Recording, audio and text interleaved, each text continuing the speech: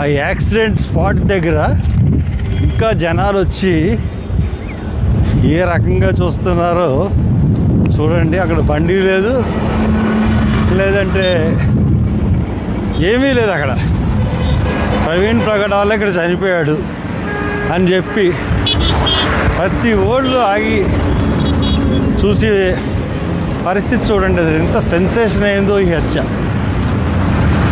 ప్రతి car of చేసుకోవడం, పక్కన పెట్టుకోవడం, ఆ స్పాట్ని చూపించడం.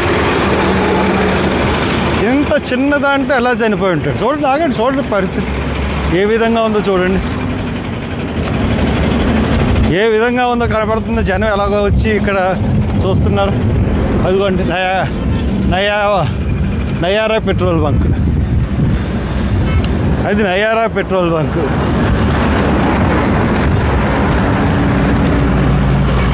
ఇంకా చూడండి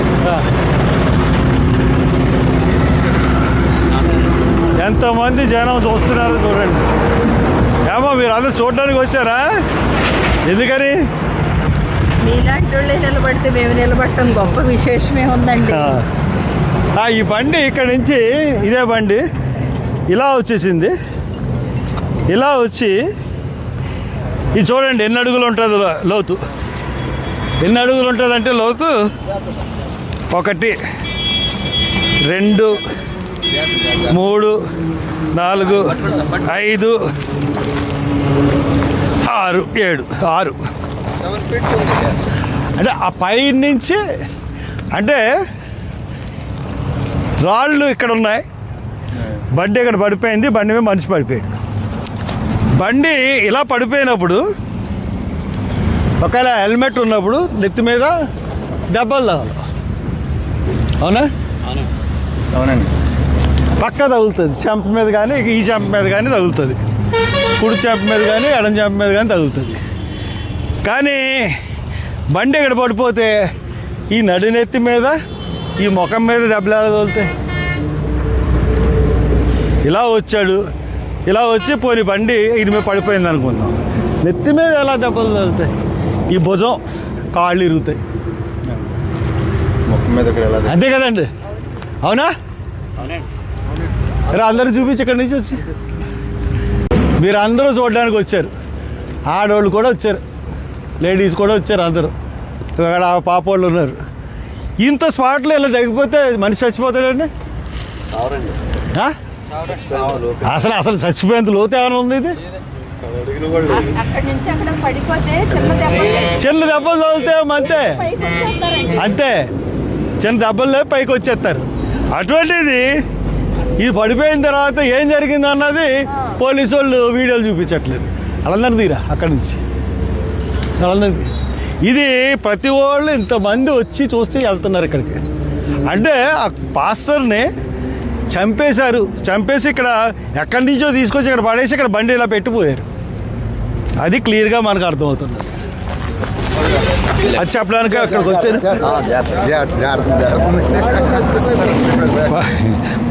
బండే జారిపోయిందిరా. ఫెయిల్యూర్ కాదు, వాళ్ళకి తెలుసు. డిపార్ట్కి నమస్కారం. మీకు ఈ 5-6 రోజుల నుంచి సెన్సేషన్ ప్రవీణ్ ప్రగడాల ఎంత సెన్సేషన్ క్రియేట్ అయిందంటే, ఇప్పుడు ఇంటి దగ్గర నుంచి ఫామ్ హౌస్కి వస్తూ నేను మళ్ళీ ఒకసారి స్పాట్ని చూద్దామని వెళ్ళాను. అదొక స్పాట్ లాగా, అది పిక్నిక్ స్పాట్ అనకూడదు, కానీ అది చాలామంది వచ్చి ఇక్కడ చనిపోయారా, ఎలా చనిపోయారు, ఇంతే కదా గొయ్యి ఉంది, ఎలాగ అన్ని దెబ్బలు ఎలా తగులుతాయి, ఇది చర్చించుకుంటున్నారు అక్కడికి వచ్చి. కావాలంటే పోలీసులు మీరు వెళ్ళి రికార్డ్ చేయండి. ఎవరినన్నా పంపించండి. ఎవరినైనా పంపించి మీ ఇంటెలిజెన్స్ వాళ్ళను, ఐబీ వాళ్ళను పంపిస్తే ప్రజలు అనుకునే మాటలు మీకు తెలుస్తాయి. ఇంక మీరు దీని గురించి ఇంక అన్నీ కట్టి పెట్టేయండి. ఐజీ నిన్న ఎస్పీ గారు, ఐజీ గారు ఇద్దరు ప్రెస్ మీట్ పెట్టారు. ఇంక మీరు ఇంకా అబద్ధాలు మానేయండి, ఇద్దరు కూడా మానేసి ఎలా హత్య జరిగింది అన్నదాని మీద ఇన్వెస్టిగేషన్ చేయండి. ఎందుకు చెప్తున్నానంటే ఇది హత్య, 100% ఇది హత్య. ఏ రకంగా చూసుకున్నా ఇది హత్య.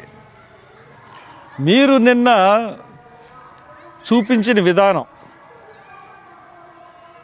ఎలా చూపించారండి? నిన్న మీరు ప్రెస్కి ఒక సెన్సేషనల్ కేసులో ఒక సెన్సేషనల్ కేసులో ఎంత ఒక్కొక్క క్లిప్పు ఎంత స్లోగా చూపించాలి, బిట్టు కింద ఒక స్టెప్ సెకండ్ కింద ఒక్కొక్క మీరు అంత స్పీడ్గా చూపించిన క్లిప్పింగ్ని మీరు ఎంత స్లోగా చూపించాలంటే బిట్టు ఒక చక్రం ఒక ఇలాగ వచ్చిందంటే అది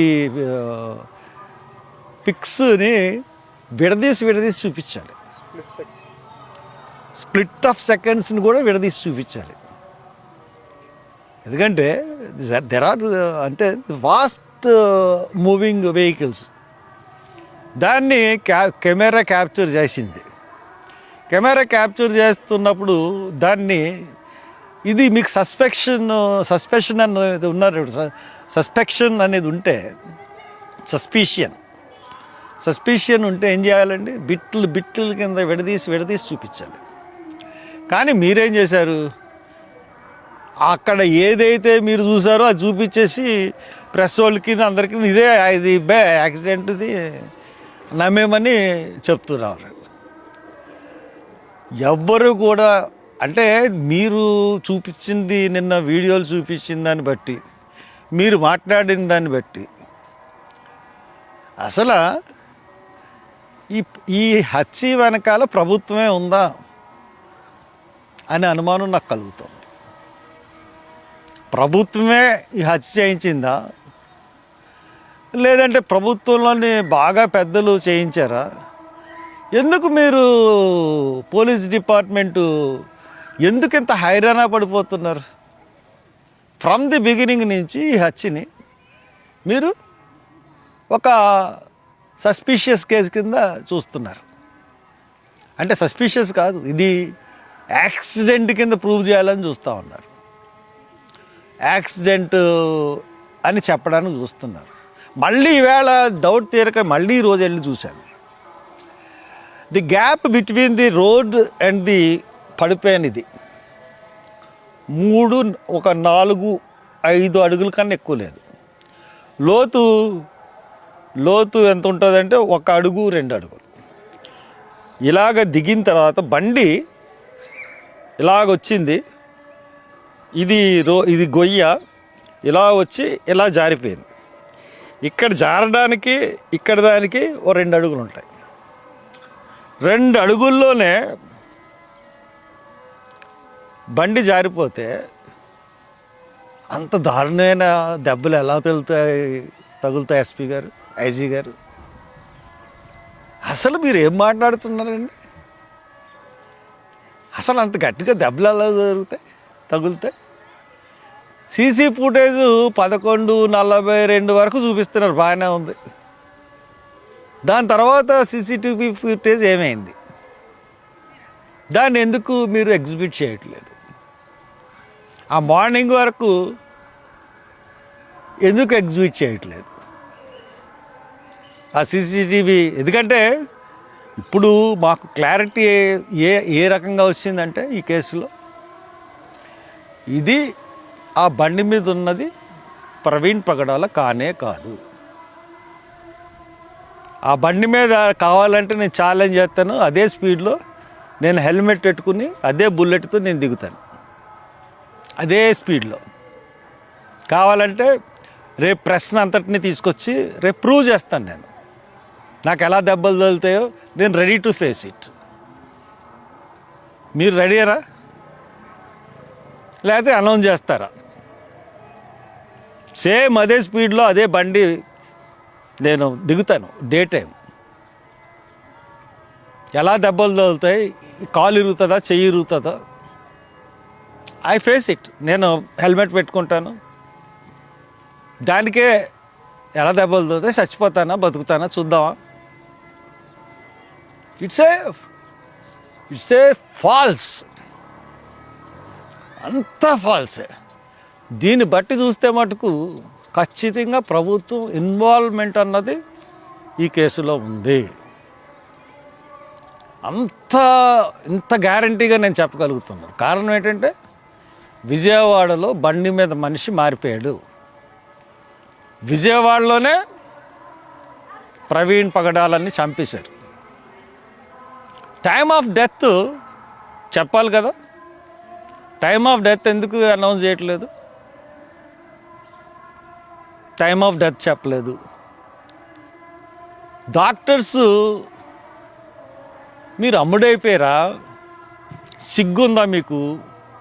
ఏంటి మీ పోస్ట్ మార్టం? క్లియర్గా దెబ్బలు కనబడుతూ ఉంటే అసలు మీరు మనుషులా జంతువులా?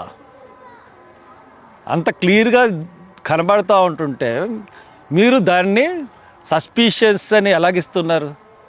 ఫారెన్సిక్స్కి పంపిస్తామని ఎలాగంటున్నారు? క్లియర్గా దెబ్బలు కనబడుతూ ఉంటుంటే మనిషి మీద మీరు డాక్టర్లేనా? డాక్టర్ వృత్తికి అవమానం తెచ్చే విధంగా మీరు ప్రవర్తిస్తూ ఉన్నారు. మీ డాక్టర్లు చెప్తున్నారు.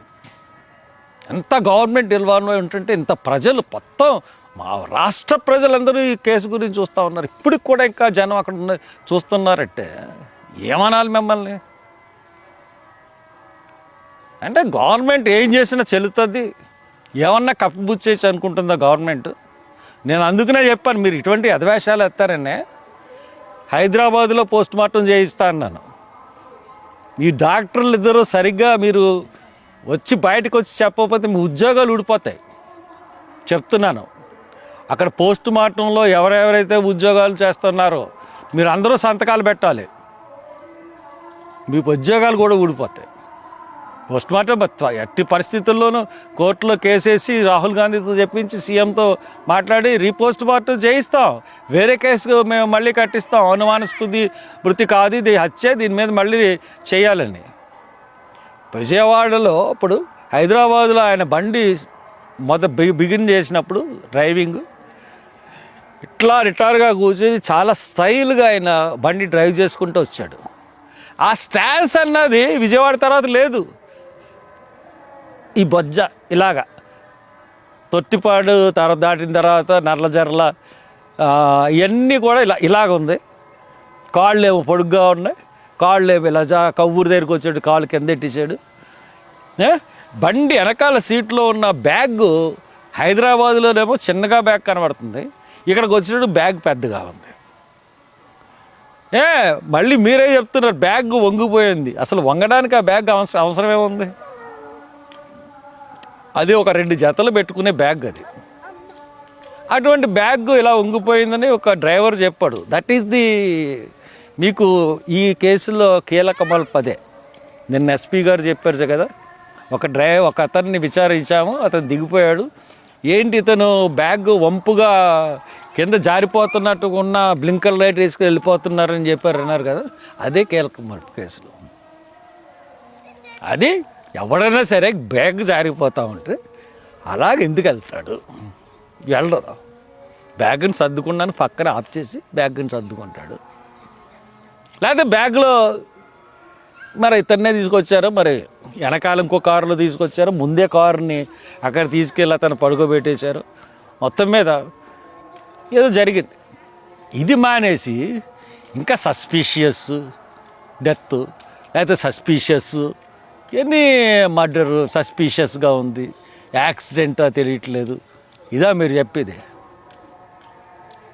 మీకు కేంద్ర ప్రభుత్వంలోని పెద్దలు కూడా ఇన్వాల్వ్ అయ్యారేమో తెలియట్లేదు, లేకపోతే రాష్ట్రంలోని పెద్దలు, హైదరాబాద్లోని పెద్దలు, ఈ బీజేపీ పార్టీ వాళ్ళు, ఇక్కడ రాష్ట్రంలోని ఏళ్ళు, అంటే పార్టీలోని అందరూ ఇన్వాల్వ్ అయ్యారన్నది నా ఉద్దేశం కాదు. కానీ ఖచ్చితంగా కొంతమంది హస్తం మటుకు దీంట్లో ఉంది. లేదంటే పోలీసులు ప్రతి నిమిషం ప్రతి సెకండ్ యాక్సిడెంట్ అని ప్రూవ్ చేయడానికి ఎందుకు ప్రయత్నిస్తారు? నిన్న అది చూసినట్టయితే మనం ప్రెస్